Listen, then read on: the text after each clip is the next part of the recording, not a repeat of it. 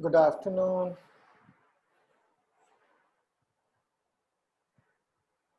Can you hear me?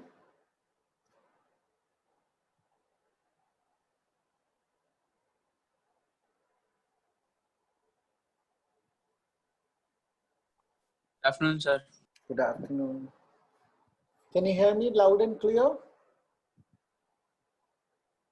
Yes, sir. We are audible. Okay, wonderful. So we will do some questions today, okay? Or we will try to revise the things we have learned in this chapter. Okay, as you would have seen, it is a very simple chapter as such, right? There are no big complications in the chapter. There is not a lot to remember. तो ये एक आसान chapter है. At the same time, इसमें हमारे जो concepts हैं, चाहे कितने ही सिंपल कॉन्सेप्ट्स क्यों ना हो, वो बहुत क्लियर होने चाहिए, क्योंकि जब हम आगे इसकी और एप्लीकेशंस में जाएंगे, जैसे प्लेनर मोशन या फिर और भी जो इससे ज़्यादा कॉम्प्लिकेटेड टॉपिक्स आ जाएंगे, जैसे सॉलिड बॉडीज का जो मोशन है, तो उनमें ये सब चीज़ों को हम रिवाइज नहीं कर पाएंगे उसमें, ठीक है ना. और दूसरा, जब हम फोर्स और डायनामिक्स के बारे में पढ़ेंगे तभी भी ये हमारे लिए बहुत इंपॉर्टेंट है चीज़ें. The knowledge of relationship between displacement, velocity and acceleration, right. यही तीन मेन चीज़ें हैं जो हमने इस टॉपिक में पढ़ी हैं. तो we will revise it through questions, ठीक है. तो हमारा जो सबसे एक इम्पॉर्टेंट चीज, हमने इसमें दो बड़े एजम्पशंस लिए इस चैप्टर में, और एक एजम्पशन ये है कि the body is a point body, और दूसरा ये है कि the motion is in a straight line. ठीक है, motion is in a straight line is fine, okay, that is a possibility, we understand it. लेकिन ये पॉइंट ऑब्जेक्ट क्या होता है, हमने इसके बारे में बात की थी, right. Now let's look at these examples and say that which one can be considered a point body and which one cannot be.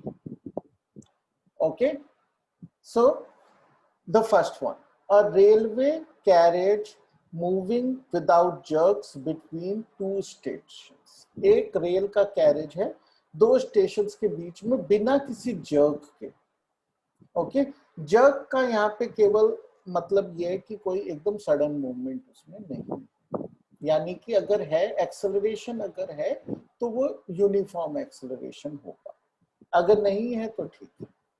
Okay, तो ये इस तरह का जो मूवमेंट है, ये पॉइंट ऑब्जेक्ट हम मान सकते हैं इतने बड़े रेल कैरेज को या नहीं मान सकते? एनीबॉडी?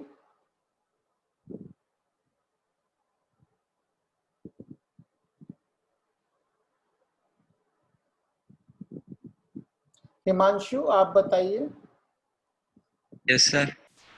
ये पॉइंट ऑब्जेक्ट है, एक रेलवे कैरेज है, ठीक है, रेल का डब्बा है विद इंजन, जो एकदम एक दो स्टेशंस के बीच में जा रहा है बिना किसी झटके के. सर मान सकते हैं पॉइंट ऑब्जेक्ट हम इसे. हाँ, जबकि ये देखने में हमें काफी बड़ा लग रहा है, लेकिन हम इसे क्यों पॉइंट ऑब्जेक्ट मान सकते हैं? क्योंकि what is the big reason कि जो उसकी शेप है, ठीक है, वो कहीं पे भी कंसिडरेशन में नहीं आ रही है, राइट. Yes sir. हम उसके शेप की वजह से हमारी कैलकुलेशन नहीं बदलेंगे, हम उसको किसी भी एक पॉइंट पे कॉन्सेंट्रेटेड मान सकते हैं और इसको पॉइंट ऑब्जेक्ट मान सकते हैं, हमारी कैलकुलेशंस में कोई प्रॉब्लम नहीं आएगी. A monkey sitting on top of a man cycling smoothly on a circular track, इसको मान सकते हैं पॉइंट ऑब्जेक्ट या नहीं मान सकते?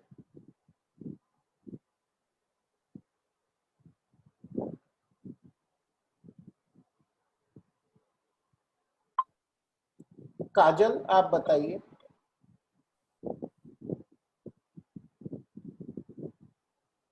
एक आदमी है, वो एक साइकिल पे बैठा है, उसके ऊपर एक बंदर भी बैठा है, और ये ऐसे गोल गोल जा रहे हैं बड़े स्मूथली. क्या ये एक पॉइंट ऑब्जेक्ट मान ले हम इस पूरे सिस्टम को, तीनों चीजों को मिलाकर, तो क्या कोई कठिनाई है हमें? काजल बेटा ना आए तो आप बोल दीजिए नहीं आता, चुप मत रहिए। काजल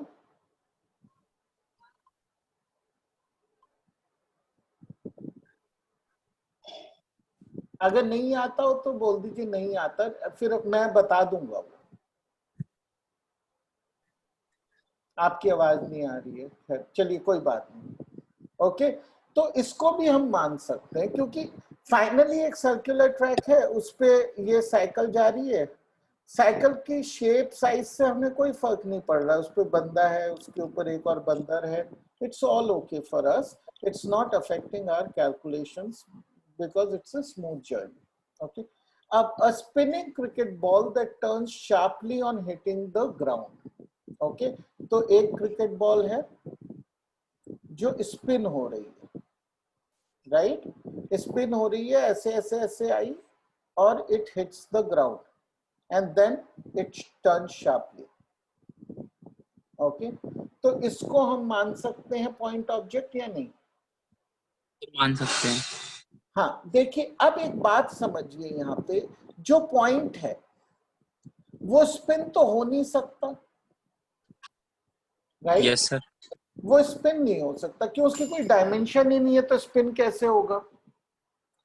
और अगर ये बॉल, अब आप ये सोचिए, अगर ये बॉल डायरेक्टली हिट करके जाती तो अलग तरह से जाती, और अगर स्पिन होके आ रही है तो अलग तरह से जाएगी। Yes sir. है ना? इसका मतलब इसकी डायमेंशंस, इसकी प्रॉपर्टीज, ये रफ है, स्मूथ है, ये सब चीजें फर्क डाल रही है हमारे कैलकुलेशन से, राइट? तो यस ये दोनों तो थे, लेकिन ये पॉइंट ऑब्जेक्ट नहीं है। उसका कारण क्या है? शार्प टर्निंग नहीं है कारण, उसका कारण है स्पिनिंग। स्पिनिंग सर, बॉल की शेप। हाँ, तो बॉल की शेप इसमें आ जाएगी क्योंकि स्पिन हो रही है।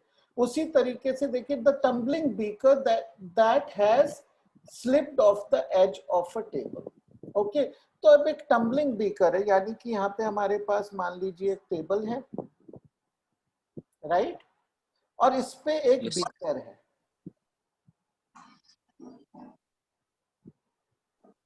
राइट, ये यस बीकर सर। है। अब ये बीकर जब टंबल हो रहा है तो देखिए ऐसे रोटेट हुए बिना टंबल नहीं हो पाएगा ये, और इस समय इसकी शेप इंपॉर्टेंट है हमारी। Yes sir. ओके, तो इसलिए ये भी पॉइंट ऑब्जेक्ट नहीं है। ओके, तो जहां शेप इंपॉर्टेंट है वहां पॉइंट ऑब्जेक्ट नहीं है, जहां इंपॉर्टेंट नहीं है वहां पॉइंट ऑब्जेक्ट। ठीक है, सिंपल है बिल्कुल। अब आगे चलते हैं। ठीक है, ये बिल्कुल बेसिक न्यूमेरिकल करेंगे। A car moving along a straight highway with speed of 126 kilometre per hour is brought to stop within a distance of 200 metre. What is the retardation of the car which is assumed to be uniform? And अगर वो नहीं भी लिखा है assumed to be uniform, आपको assume करना है, right? क्योंकि ये तो हमें नॉन यूनिफॉर्म रिटार्डेशन तो पढ़ाया ही नहीं गया। And how long does it take for the car to stop? तो बताइए ये हम कैसे करेंगे?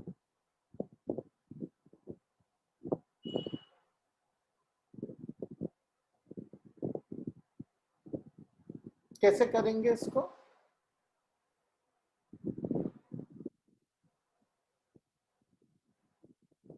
देखिए, सबसे पहली बात यह है कि हम क्या करते हैं, SUV A और T इनको लिख लेते हैं, राइट? तो क्या है यहाँ पे, S 200 मीटर है और इनिशियल वेलोसिटी क्या है, 126 किलोमीटर पर आवर, और फाइनल वेलोसिटी इज 0, राइट? हमें ये भी निकालना है और ये भी निकालना है, right? So can we go ahead and use the equation? मान लेते हैं कि बॉडी ऐसे मूव कर रही थी लेफ्ट टू राइट, ये पॉजिटिव है, तो ऑब्वियसली एक्सेलरेशन इस डायरेक्शन में होगा, यानी नेगेटिव आएगा, राइट? तो अब मुझे ये बताइए, क्या हम डायरेक्टली इक्वेशन लगा दें या कुछ और भी करना है पहले हमें? ये प्लस है दोनों, कुछ करना है? ये यूनिट्स अलग हैं, देख लीजिए। तो पहले हम इसको मीटर पर सेकंड में कन्वर्ट करेंगे। कैसे करते हैं?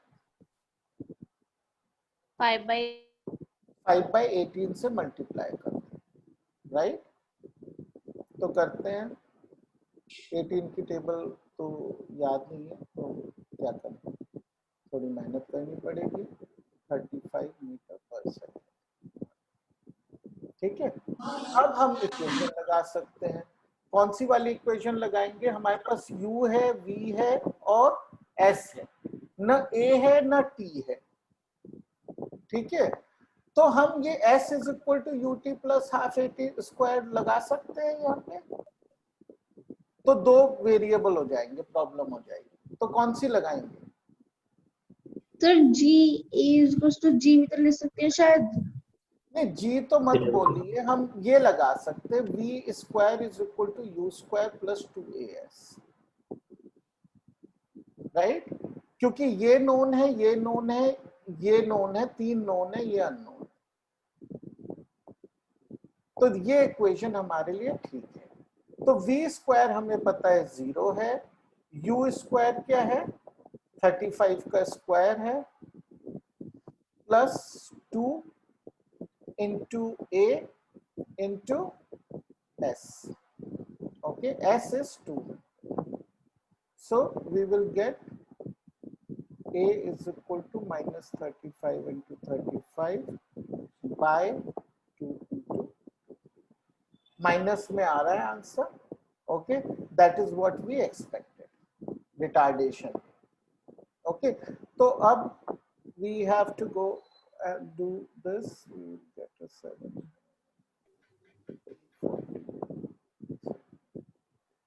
right? So which is equal to minus 49 by 16. Okay, which is equal to 3 1 by 16 square minus. So a की value minus 3 1/16 metre per second square है, ठीक है। तो मैं आंसर क्या लिखूं, बताइए?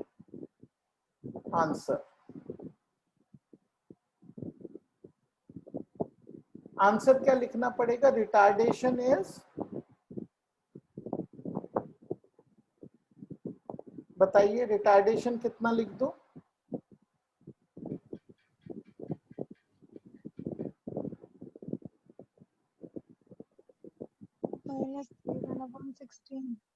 माइनस की जरूरत नहीं है। क्यों नहीं है? क्योंकि रिटार्डेशन लिख दिया ना मैंने। ओके सर, ठीक है, that is the point I was trying to explain कि अभी रिटार्डेशन है तो माइनस नहीं आएगा। अगर एक्सेलरेशन लिख दूंगा तो माइनस आएगा, लेकिन क्वेश्चन में क्या पूछा गया? रिटार्डेशन पूछा गया। तो इंपॉर्टेंट है कि क्वेश्चन का जवाब उसी की भाषा में दिया जाए। तो retardation is this 3 by 1/16 metre per second square, इतना ही लिखना है, माइनस मत लिखिए। ओके, लेकिन हमेशा इस तरह के क्वेश्चंस में ध्यान रखना है कुछ छूट ना जाए। टाइम भी पूछा गया, राइट? तो टाइम निकालना तो बहुत आसान है। क्या होता है? Time is equal to v minus u by t by a, sorry by a, right?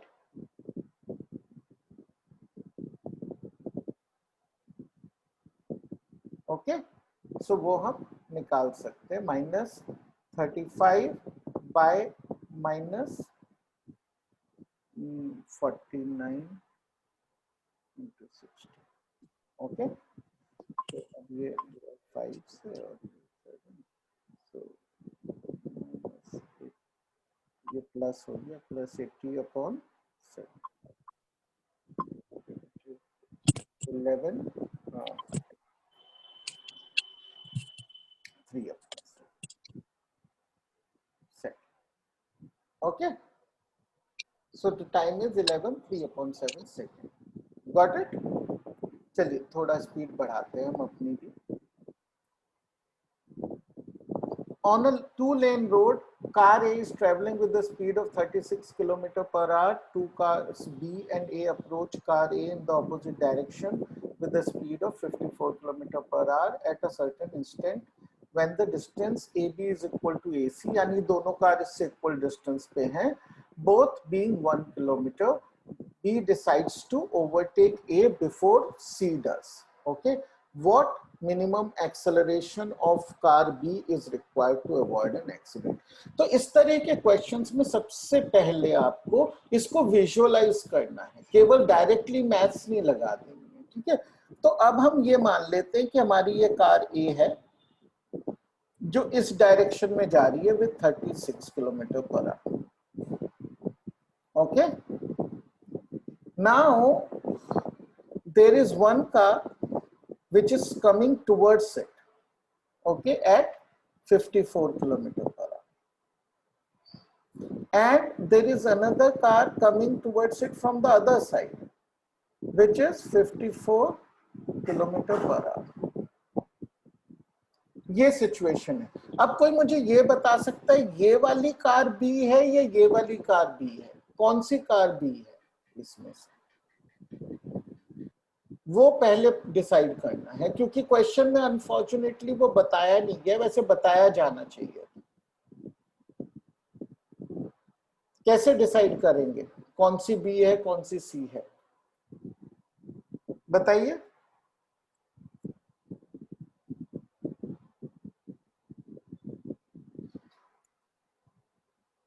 Anybody, can you answer this?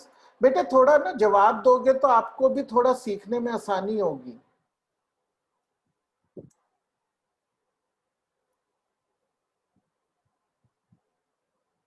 बोलिए.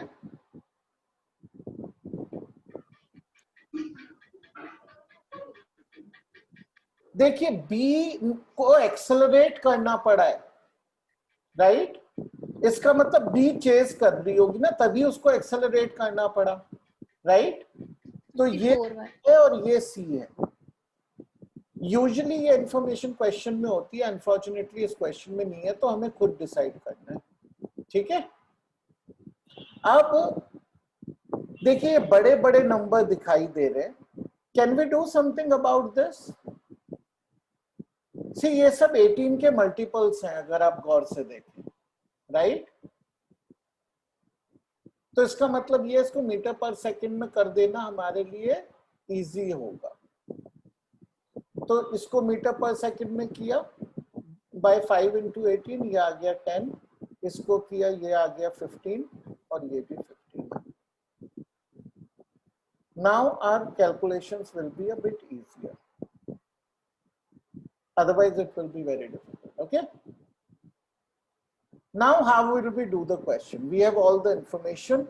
The distance between this is 1000 meter and this is also 1000 meter.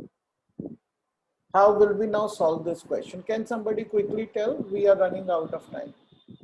Any idea at least what will we use here? What principle?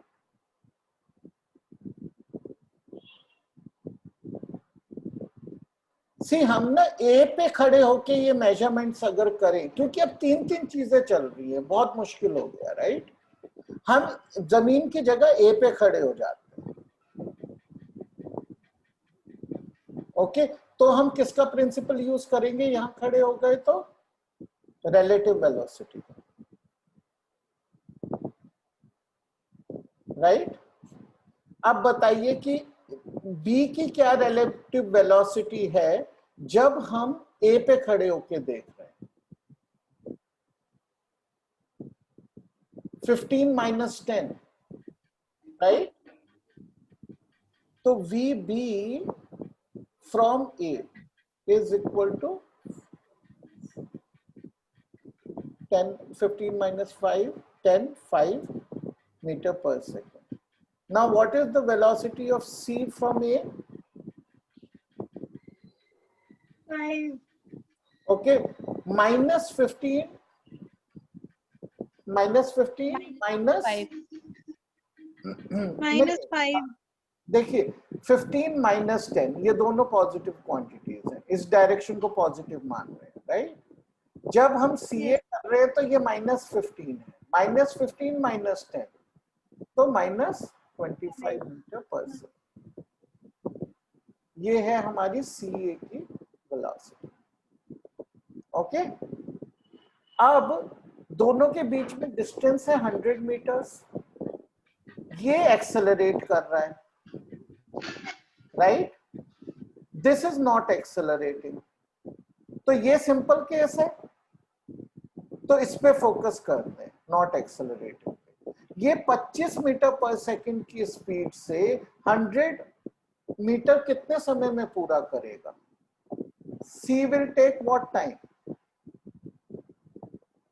1000 by 25 seconds,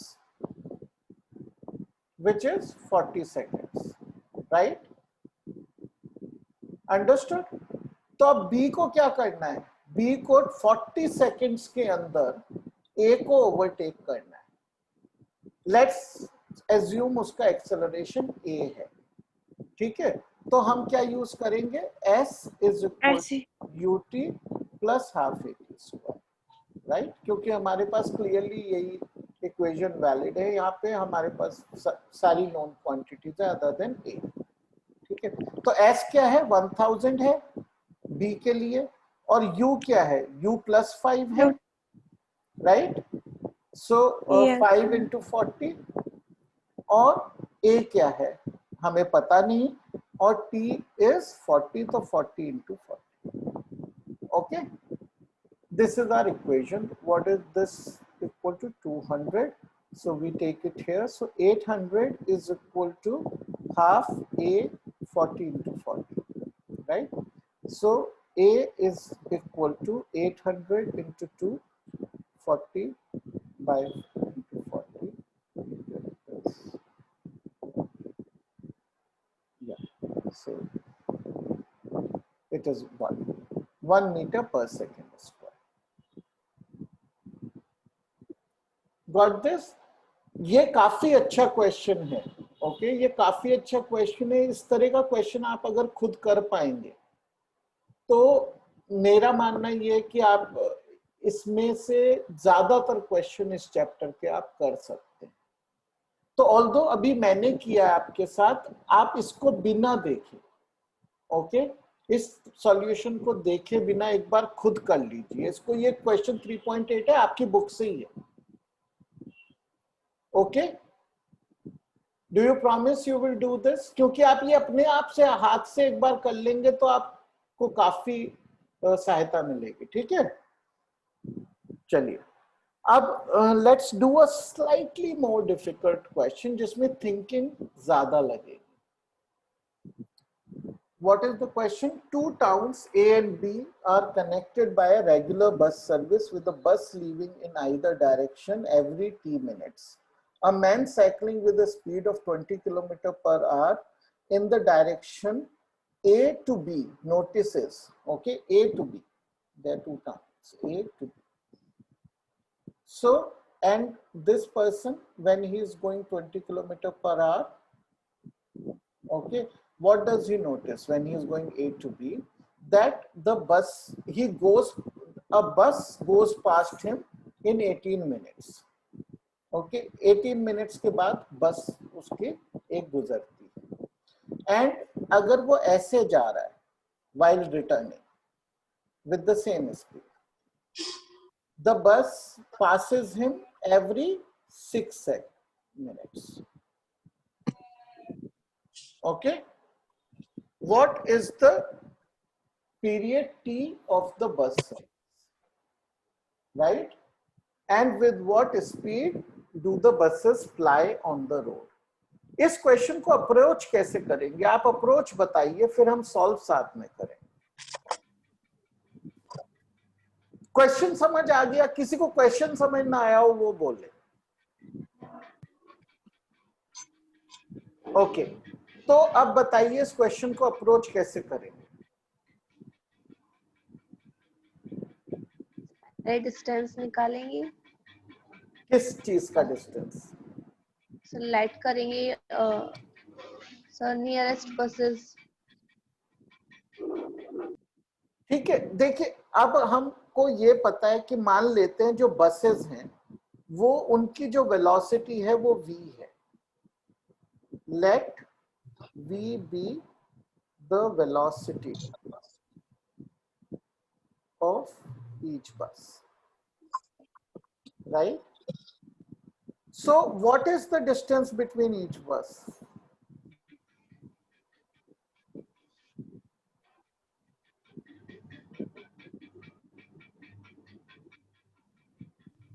बताइए.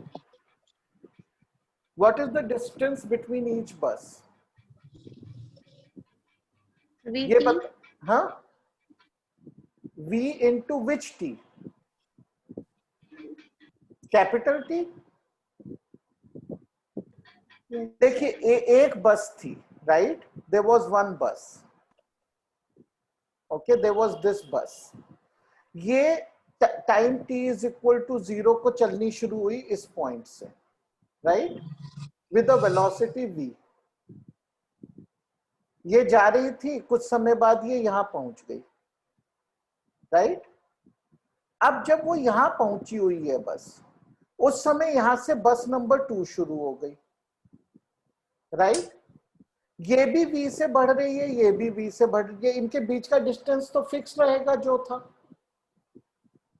और ये distance क्या था जो पहली बस ने टाइम t में कवर किया, जो v इंटू टी है, राइट? उसके बाद आप ये समझ लीजिए ये एक साथ बढ़ती जा रही है आगे, ये डिस्टेंस मेंटेन कर, राइट? अगर ये बात आपकी एक बार समझ में आ गई, तब हमें क्या देखना है, ये एक गैप है, ठीक है? ये गैप है जिसकी लेंथ है vt. ये इस डायरेक्शन में विद वेलोसिटी v बढ़ रहा है आगे, लेकिन गैप चेंज नहीं हो रहा है, बस ये पूरा ऐसे स्पेस आगे बढ़ रहा है, राइट? अगर एक साइक्लिस्ट है, वो अभी यहां जा रहा था, ठीक है ना? ये साइक्लिस्ट यहां जा रहा था आगे. अब क्या होगा कि ये बस तो इससे जिप करके आगे निकल जाएगी, कुछ देर बाद ये बस यहां पहुंचेगी, राइट? तो साइक्लिस्ट की वेलोसिटी कितनी है? 20 किलोमीटर पर आवर. तो ये बस इस तक पहुंचेगी, हमें ये निकालना है कितनी देर में पहुंचेगी.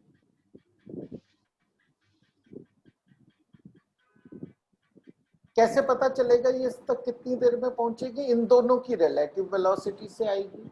V minus 20. v minus 20. Okay, so v minus 20 से अगर ये बस आती है, राइट? और कितना डिस्टेंस ट्रेवल कर रही है, हम यहां लिख लेते हैं v is equal to distance by time. Okay, ताकि हमें ध्यान रहे. तो अगर ये है तो ये डिस्टेंस कितना है? v into T. VT.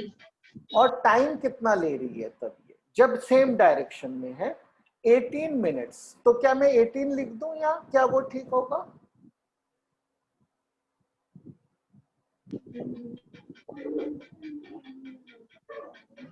Conceptually तो ठीक है, लेकिन क्या 18 लिखना Divide by चाहिए? 60. वेरी गुड, क्योंकि यूनिट्स का बहुत ध्यान रखना है, राइट?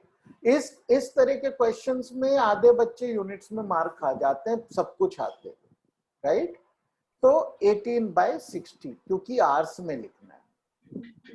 ओके, तो ये बन गई हमारी एक इक्वेशन. अब हमें रिवर्स डायरेक्शन की बनानी है.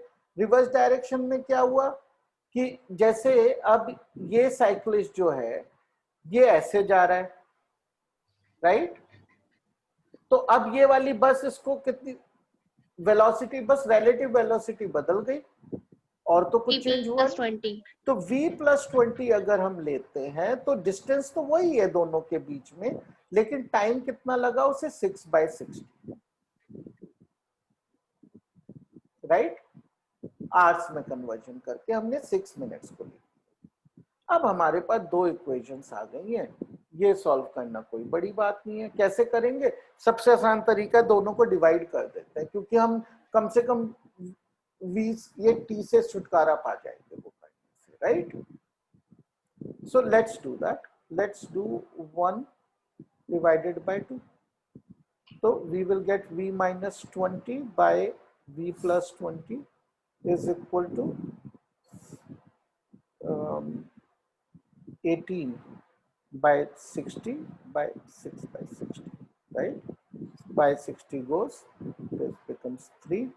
Okay, now let's solve it. We get v minus, what did I do a mistake here? Sorry, I did a mistake, right? This is denominator. This was in denominator, so 18 upon 60 and 6 upon 60, right? So this is 1 by 3. Now we have to solve it. I don't have enough space. I'll create some space here.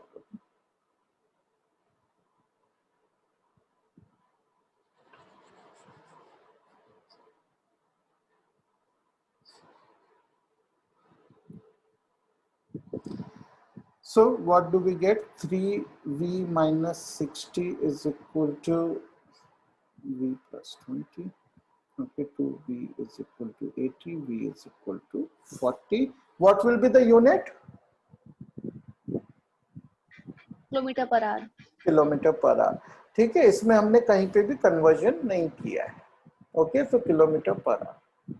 अब हमें t भी निकालना है. That is easy to find out, right? We can put it in either of the equation and calculate. I'll skip that part so that we can do one more question. But this was the critical part. सबको समझ आया? ये one of, मतलब ये जो हमने 2 question किए हैं, अगर आप ये 2 क्वेश्चन समझ कर एक स्टेप कर लेते हैं तो आप काफी स्ट्रांग हो जाएंगे इस चैप्टर. ठीक है, चलिए कुछ और करते हैं. A ball is dropped from a height of 90 meter on a floor. I think somebody asked me this question in the last class. I gave a quick answer, but then we had to leave it there. Okay.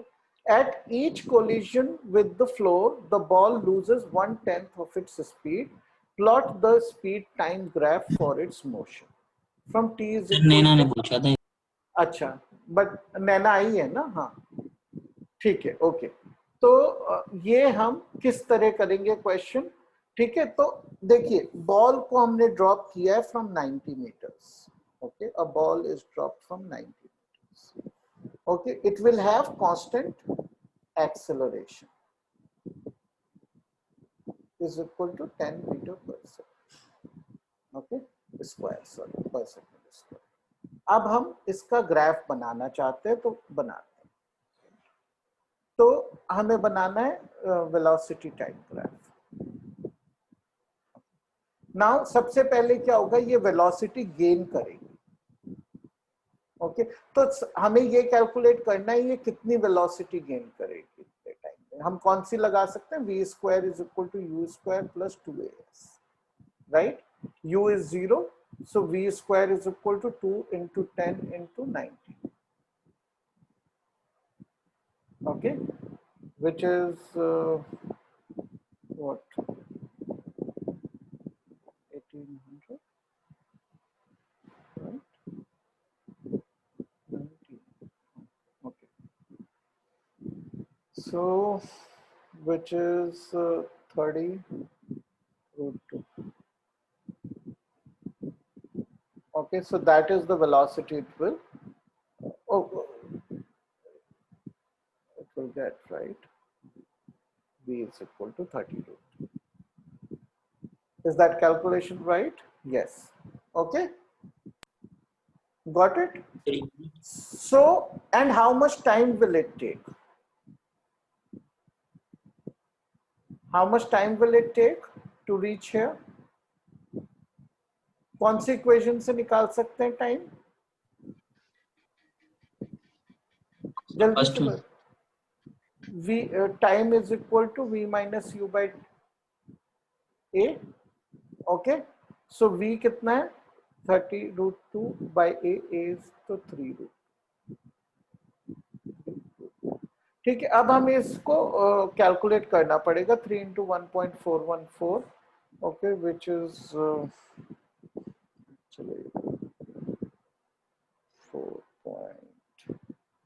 roughly 4.2, right? Let's take it as 4.2. And इसको भी हमें करना पड़ेगा, तो which is 42 metre पर second, just for because हमें तो graph पे बहुत एक्यूरेट हम कर नहीं पाएंगे। तो 4.2 मान लीजिए यहाँ पे है और ये 42 है, तो ये हमारा पहला ये हो गया।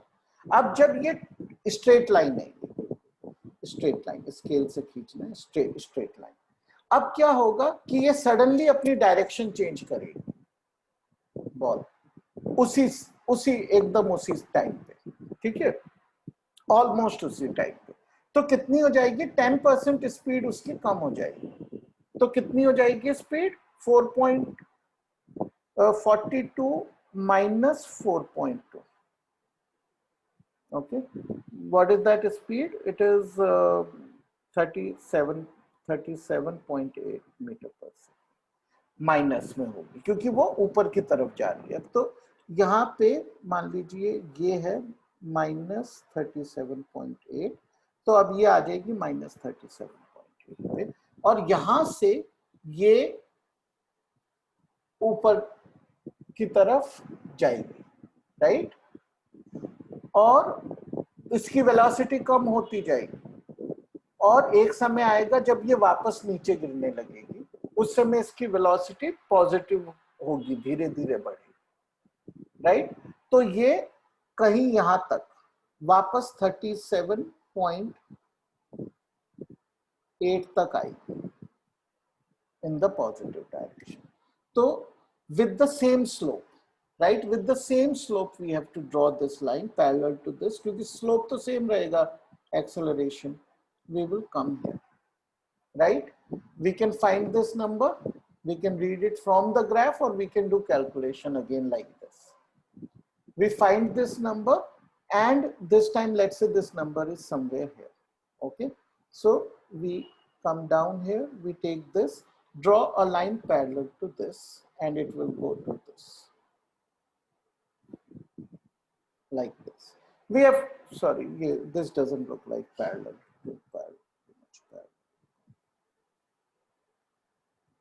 It's a bit difficult to draw. Yahan tak aayi. You understood? This is how the graph will be drawn. Okay. This is. Don't join these 2 points, okay? Just take care you don't join these points, because we don't know what's happening during that time. Just you can draw these discontinuous graph like this. Understood? You got it? Any doubts on this? Yes, sir. Okay, तो ये आप कर सकते हैं, ये easy question है, लेकिन जो इसका ग्राफ बन के आता है वो काफी इंटरेस्टिंग है। As a matter of fact आपको क्वेश्चन ये आ सकता है कि ये ग्राफ आ गया और ये पूछ लिया सिंपल वर्ड्स में कि ये ग्राफ किस तरह के मोशन को डिस्क्राइब करता है, और तब आपका आंसर होगा let's say a ball which is bouncing, और अगर उसकी हाइट बदल रही है ग्राफ की तो which is continuously losing energy at each bounce, और अगर हाइट नहीं बदल रही है ग्राफ की तो ideal ball bouncing from a height, ठीक है। तो वो दोनों तरह से आपको ये क्वेश्चन आ सकता है, ठीक है। We are coming to an end please practise these questions, the questions are no difficult then this, so you will be able to do it, ठीक है। Okay, you promise you will practice.